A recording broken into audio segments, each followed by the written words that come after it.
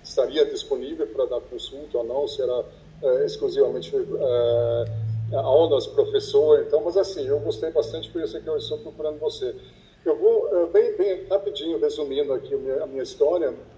Eu tenho um projeto de produção de camarão e peixe no Ceará. Que legal. Okay? E basicamente somos dois sócios, né? Um dos sócios é brasileiro, eu sou estrangeiro, mas assim é 50-50, e nós arrendamos aquela fazenda lá. Tá. Só que nós temos já desde o início combinado que nós poderíamos comprar essa fazenda. Então nós combinamos valores, né? Basicamente como uma escada. Cada ano que passa, né, os valores sobem em 500 mil. E atualmente está em 3,5 milhões de reais. Esse é o valor que foi combinado. E nós basicamente perdemos o primeiro ano, era para 3 milhões, por causa do projeto ser um startup, né? Então a gente está ainda bem iniciante. E essa fazenda ela tem 70 hectares, ou 69 hectares, né? Um pouco mais que isso. Ela é dividida em 5, 6 matrículas. E tem uma matrícula mãe, e depois tem aquelas que foram basicamente separadas, mas é um conjunto disso. Que eu gostaria, por isso que eu digo bem rápido, eu acho que não é uma coisa assim mega complexa, mas eu sou estrangeiro e eu assim, tenho sempre uma certa... E ganhou mais com o professor aqui, você ganhou um amigo aqui, viu? Que eu puder ajudar, ganhou um amigo. Se a gente tiver algum investimento que eu possa ajudar no direito imobiliário, com certeza eu ajudo, explico muito bem. Esse livro aqui se tornou o livro mais vendido do Brasil. É o meu livro de direito imobiliário. E eu fiquei feliz, porque ano passado nós ganhamos um livro como o livro mais vendido, mais querido do Brasil em direito imobiliário. Né? Então, é importante, né? Eu já imaginei, eu já estava imaginando que eu estou com a pessoa certa. Que legal. Então, nós estamos em princípio, a ideia é a gente já executar essa compra e venda. O contrato em si, eu já tenho um primeiro draft, só que, obviamente, eu não sou especialista nessa área. Eu tenho, assim, ao redor da minha família aqui brasileira, tenho vários advogados, mas eu não gostaria de envolver eles, não. Eu sei. Que eu digo... a relação com família, na advocacia, na medicina, na contabilidade, é difícil, né? Até numa empresa, né? Você contrata um familiar, você precisa mandar ele embora, demiti-lo. Às vezes você fica segurando a empresa fale por causa disso, né? Então, é difícil. É importante separar as coisas, né? É importante. Não, concordo. E ainda mais que você tem toda essa experiência, né? Então ajuda bastante. A minha preocupação é só que eu não quero fazer nenhum erro. Entendi. Eu já tenho o risco de erros, assim, a gente, tanto no nosso planejamento, da estrutura, da produção, nós percebemos bastante que nós tivemos dificuldades na produção, mas é uma questão bombeamento, água, disponibilidade, rações, etc., mas são questões operacionais. E eu acredito que nós estamos resolvendo esses problemas. Agora, a nossa produção ela se iniciou em fevereiro do ano passado, né, 2022, ainda não temos um ano completado. Já estamos faturando, etc., mas assim, ainda um pouco aquém disso que nós tínhamos planejado. Mas assim, indiferente disso, tanto meu sócio como eu, nós estamos bastante confiantes que nós estamos fazendo um projeto bom e que tenha bem estruturado, né? Tem tudo para dar certo. Exatamente. Já está dando, né? Já está dando, de fato, né? Não, está faturando, sim, mas eu gostaria muito que fosse mais, né, para a gente também reduzir todos os outros financiamentos que nós fizemos para isso. Agora, a minha preocupação é realmente não fazer um erro no sentido, primeiro, é no Ceará, tem as matrículas, ok, quem é dono desse projeto, dessa fazenda hoje é um português que morava aqui no Brasil, mora hoje em Portugal e ainda tem a sua estrutura aqui no Brasil, mas está vendendo tudo. Essa fazenda dele foi iniciada, esse terreno, né, foi construído em 2003, em 2013 e 2004, produziram por um bom tempo, depois teve aqui no Camarão um problema, mas não só a nível daquela fazenda, mas no Brasil inteiro, mancha branca, que não é só no Brasil, mas na verdade no mundo inteiro. Mas tinha chegado aqui no país há 3, 4, 5 anos atrás, ou até mais, dependendo de qual que foi a região. E, bom, ele decidiu sair do país com todos os seus investimentos. Então está pouco a pouco vendendo tudo que ele tem. Inclusive uma fazenda vizinha que ele vendeu para o produtor do coco. Então está se desfazendo dessas coisas. Agora, para mim, a questão é só, tudo bem, eu já entendi quais são os documentos, etc. Mas ainda assim, eu acho que sempre posso correr o risco de esquecer alguma coisa. É importante. Então, por isso é que eu estou procurando um apoio. Conte comigo. Já tem um draft dessa compra. Né? Compra-venda é algo que eu acho que poderia enviar para você pós. Pode enviar sim. Eu sempre falo que a compra e venda, ainda mais nesses valores, né, é algo que não pode dar errado. Se der errado, é um prejuízo irreparável. Às vezes acaba com o negócio, acaba com a nossa estrutura financeira. Então, o que é importante fazer? Sempre fazer um pré-contrato. Tem um ditado que é apressado come cru, né? E é verdade, né? E na transação imobiliária, na compra e venda de imóveis, ainda mais falando de uma transação boa, grande, é importante fazer um contrato preliminar. O que é esse contrato preliminar? É um contrato de 2 folhas, mas vão ter cláusulas as mais importantes para amarrar o negócio. Depois que você assina esse contrato preliminar, as partes, vendedores e compradores, aí vai ser feito o due diligence. O due diligence é um levantamento, né? Levantamento para ver a idoneidade de quem está vendendo, do próprio imóvel, se existe algum bloqueio judicial, alguma coisa nesse sentido. O due diligence hoje é composto da certidão de propriedade atualizada, ou transcrição, ou matrícula. O due diligence ele é feito para verificar também questões de tributo em relação ao imóvel, IPTU, ITR, dívidas, né, de IPTU. Depois, no segundo momento, nós vamos pesquisar, o primeiro documento, certidão de propriedade atualizada, para ver se tem algum gravame nessa matrícula. Segunda pesquisa é a certidão negativa de débitos tributários. Certo. Se é rural, ITR, se é urbano, IPTU. Depois dessa pesquisa, nós vamos pesquisar já as pessoas envolvidas, aí o vendedor. Aí nós vamos pesquisar o quê? Certidões do distribuidor civil, da esfera estadual e da esfera federal, porque aqui no Brasil nós temos a justiça estadual e a justiça federal, são justiças diferentes, né? Então é importante fazer a pesquisa do estadual e do federal. Nós vamos fazer a parte civil e também a parte criminal, né? Criminal também é muito importante. Acabou? Não, aí falta o quê? Que é muito importante aqui no Brasil, é a certidão trabalhista. 2 certidões, certidão de execuções trabalhistas e certidões de ações trabalhistas. Porque o Brasil é cheio de pegadinha essas certidões, né? Nós tivemos uma lei que era os atos concentrados na matrícula do imóvel. Era para uma certidão ser eficaz. Linda lei, na prática não aconteceu. Ninguém fez nada para acontecer. Então nós temos ainda na transação imobiliária solicitar várias certidões para proteger o negócio. Vamos fazer um checklist. Então, certidão do distribuidor civil, que é chamada de certidão de matrícula ou de propriedade, que é a primeira. 2, certidão negativa de débitos municipais, estaduais e federais. Impostos, não? Impostos, normalmente ITR ou IPTU. Depois, vamos pesquisar as pessoas. O vendedor. Nós vamos pesquisar em relação ao vendedor ou seus sócios, né? Seja viúvo, meeiro.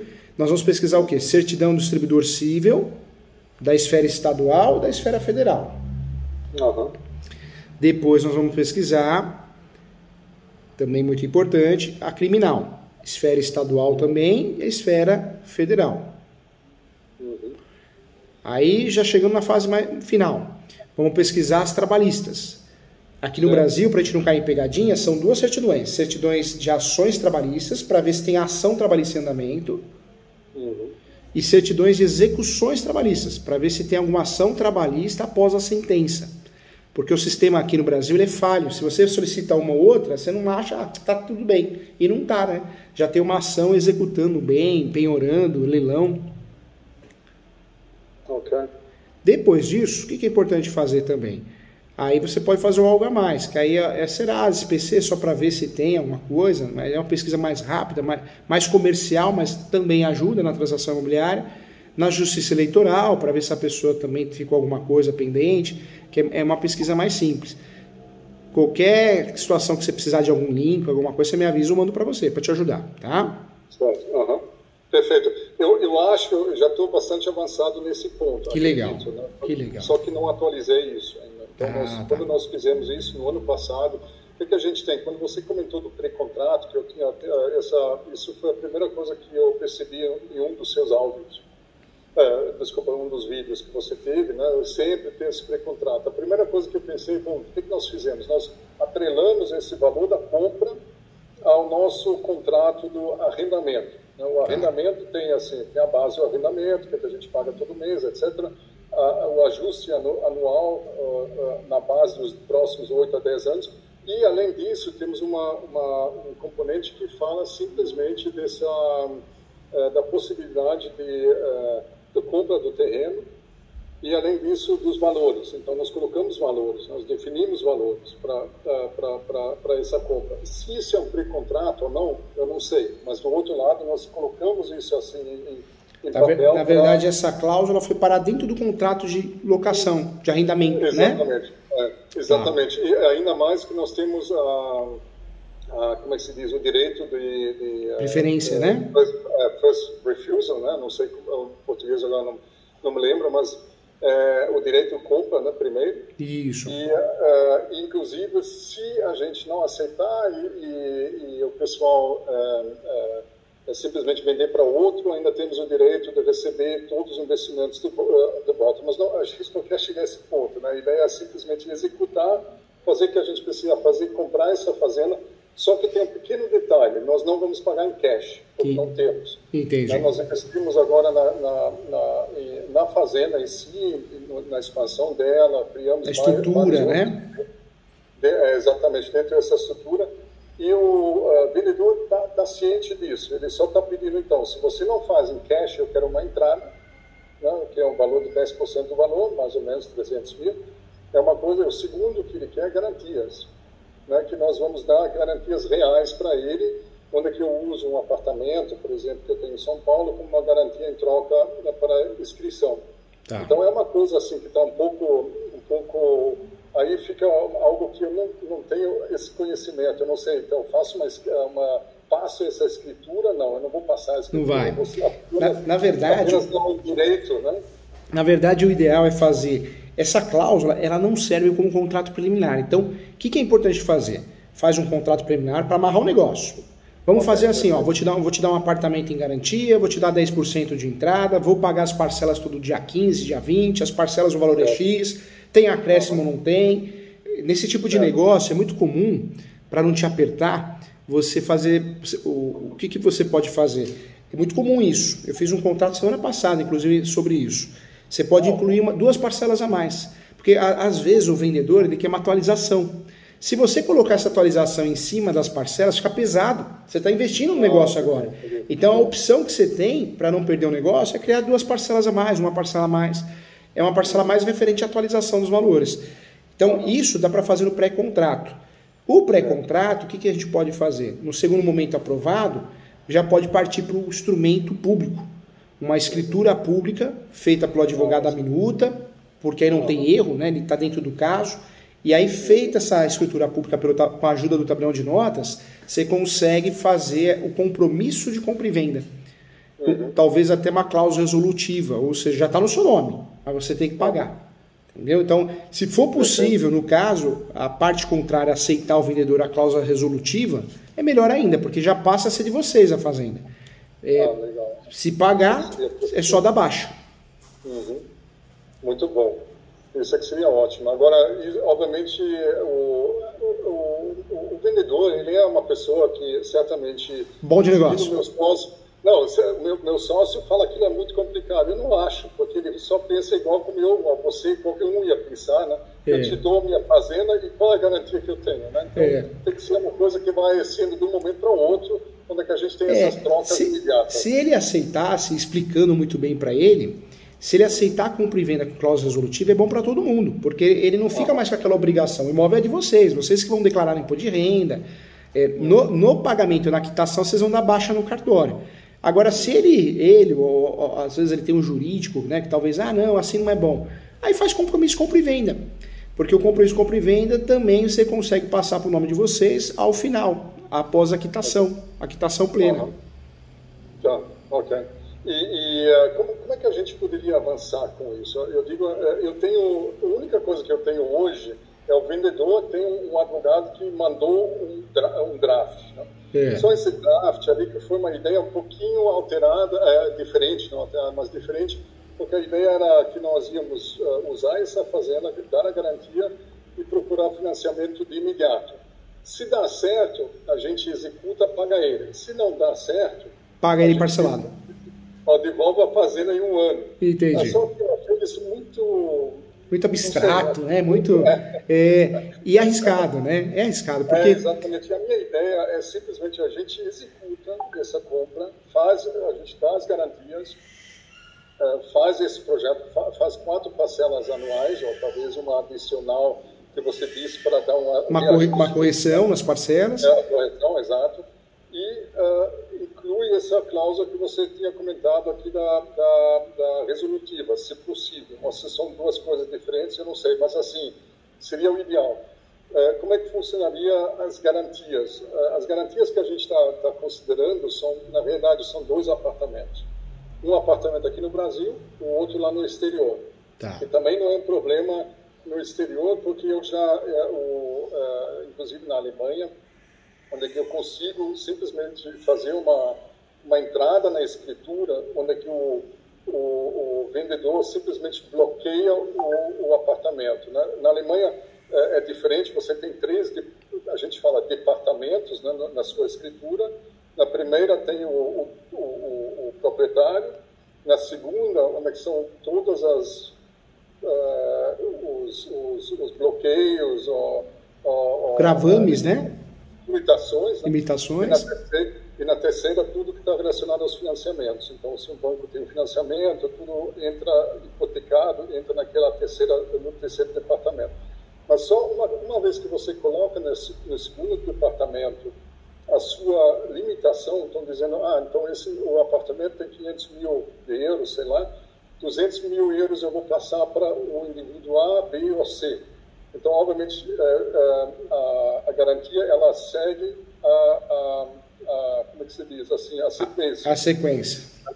Só que, assim, uma vez que está dentro, ninguém consegue vender sem autorização de todos que estão envolvidos. Então, naquele apartamento na Alemanha, eu já tenho hoje 2 entradas. Uma é de um banco, que é um valor bem pequeno. A outra é que eu dei para um meu cunhado, né, porque eu comprei outra casa onde é que ele fez um financiamento na Alemanha, já que eu não moro lá mais, então ele fez para mim. Eu falei para ele, olha, tudo bem, eu vou te dar uma garantia adicional com essa escritura, e o restante eu passaria basicamente para o vendedor. No princípio eu já expliquei para o vendedor, ele disse ok, né, em termos, vamos ver, né, se está ok ou não. Mas isso é aquela coisa lá, e o apartamento aqui no Brasil está 100% quitado, então basicamente eu usaria ele e eu não sei como é que funciona isso, eu passo isso para ele, ele tem também essa mesma, o bloqueio na escritura, algo assim. Na verdade, no Brasil nós temos, em relação a essas transações, 2 garantias, a pessoal e a garantia que é real. A pessoal é alguém que fala assim, se ele não pagar, eu pago, um avalista. O CPF dessa pessoa, ele ou ela, seria a garantia. É muito utilizada no Brasil. Ele, por ser português, talvez um pouquinho mais conservador, ele vai querer uma garantia real. Ele vai querer um apartamento, uma casa. Então, o que a gente vai ter que fazer? Menciona isso nesse contrato, nesse compromisso de compra e venda, e aí eu consigo fazer a averbação nesse imóvel aqui no Brasil, porque a averbação, se é um advogado que não é da área, ele nem sabe que dá para fazer isso, mas aí você dá como garantia, mas vende para terceiro no dia seguinte, entendeu? Certo.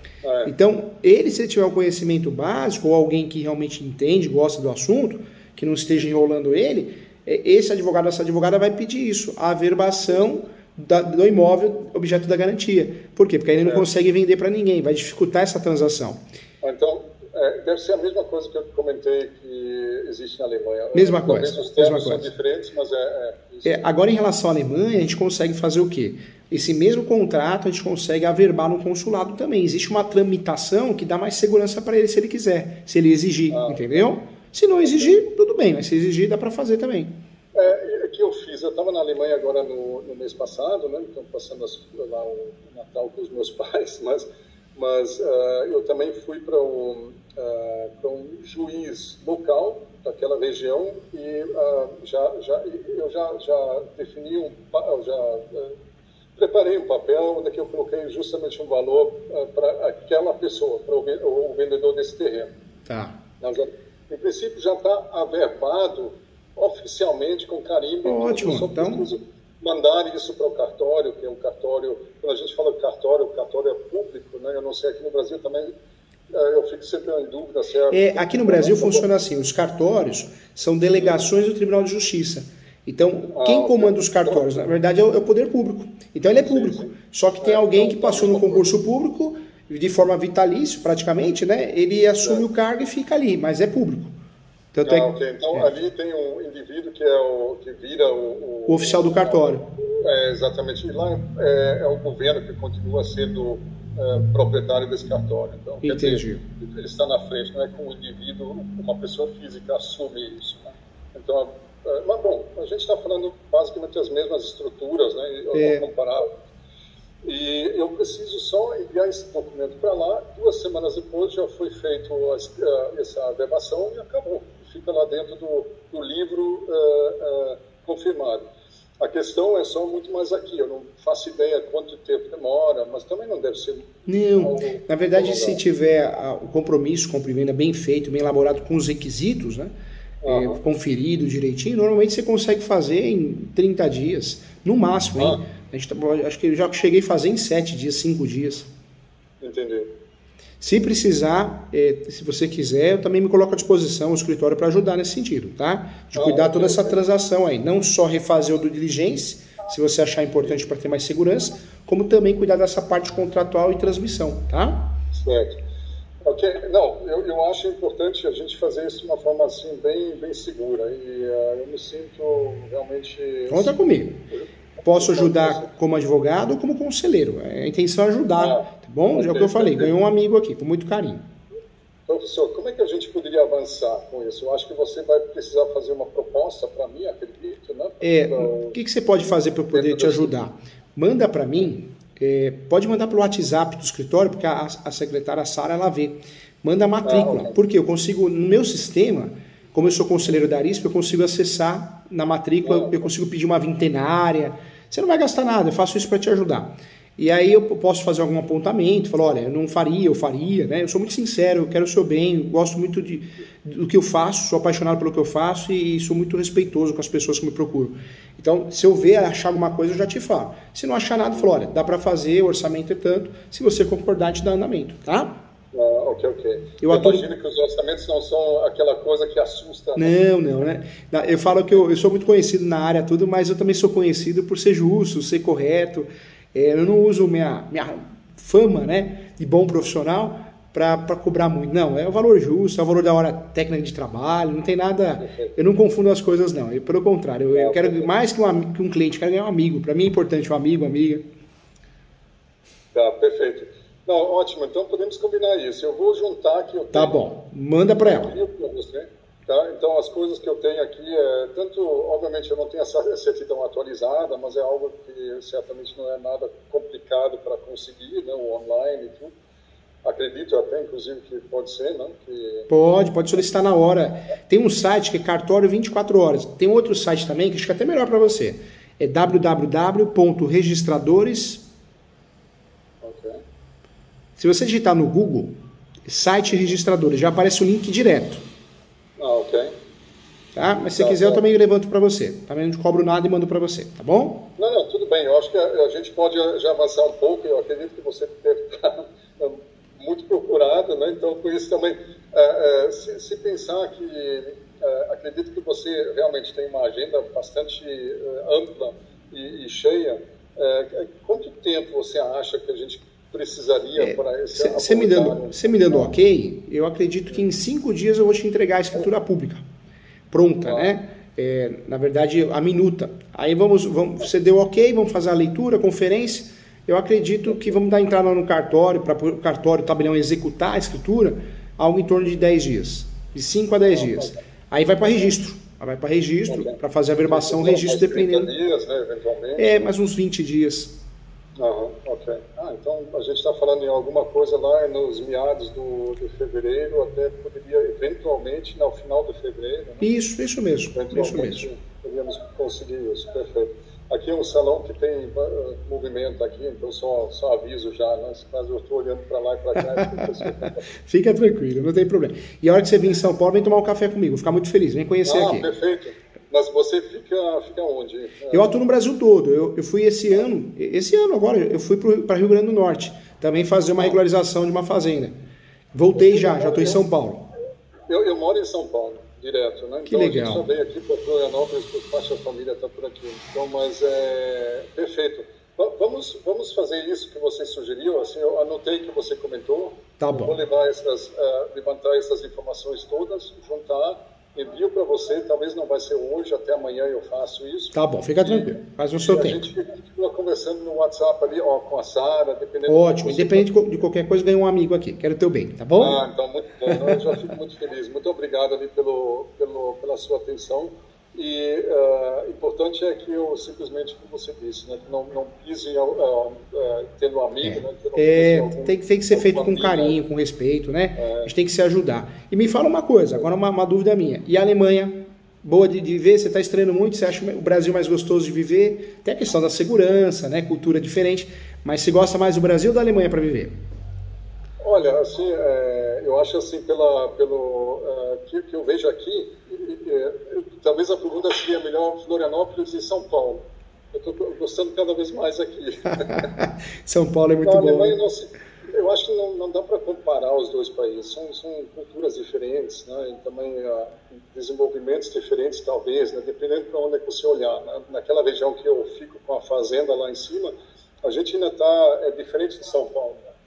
O desenvolvimento ainda não está tão avançado lá, né? Mas eu gosto tanto de lá como aqui. Tem outra coisa, o Brasil tem uma grande vantagem, que é o calor, que é a temperatura, e o outro é as pessoas, né? Eu acho que é uma coisa assim que os dois combinados ajudam muito em gostar do país, sinceramente. É muito bom, então, que bom. Agora já são 12 anos que eu moro aqui no país, né? E eu não pretendo sair, eu estou tentando muito mais trazer os meus pais para cá, né?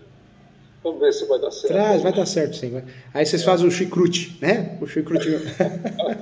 Aqui na região daqui do Santa Catarina, lá próximo, Blumenau, Pomerode. Então, lá, não vai sentir muita falta, não. A cerveja. Mas em São Paulo também dá. Tem de tudo, né?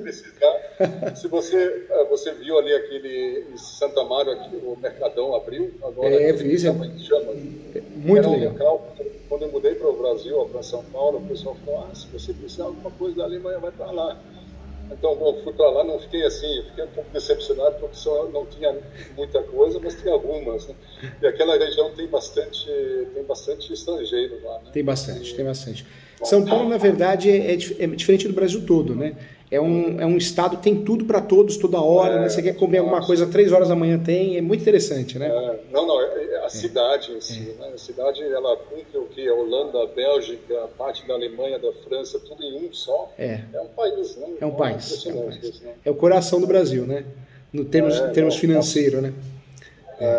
As únicas coisas que me preocupam agora é o que aconteceu ontem, né? E assim, chato, muito triste, né?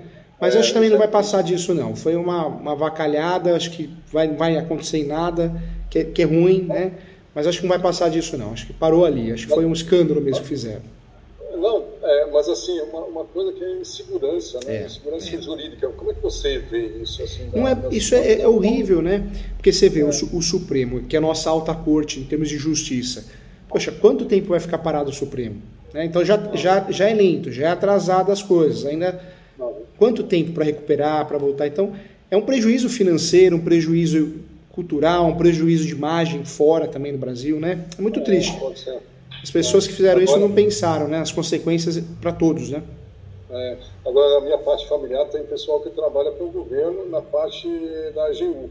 O pessoal fala que STF, AGU, tanto o outro estão passando a parte constitucional, né? Então estão executando coisas que não estão dentro da Constituição, e isso me preocupa um pouco se realmente tem essa liberdade, né? A lei sendo um pouco esticada ali para os lados, esquerda e direita.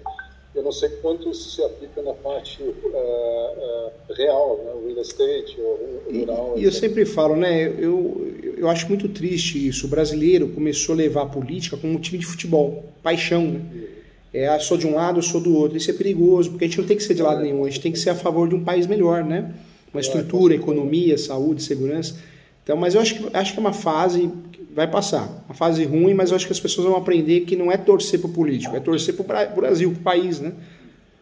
Com certeza. Eu acho que vai parar aí, acho que, tomara, né? Acho que não vai acontecer nada pior, não. A gente só sabe que foi até hoje, né? Qualquer coisa eu tô aqui, tá? Então manda assim e ganha um amigo aqui. Vem tomar café comigo. Muito obrigado ali pelo seu tempo e vamos conversando. Vamos sim. Tchau, fica com Deus. Tchau. Muito obrigado. Um abração. Tchau.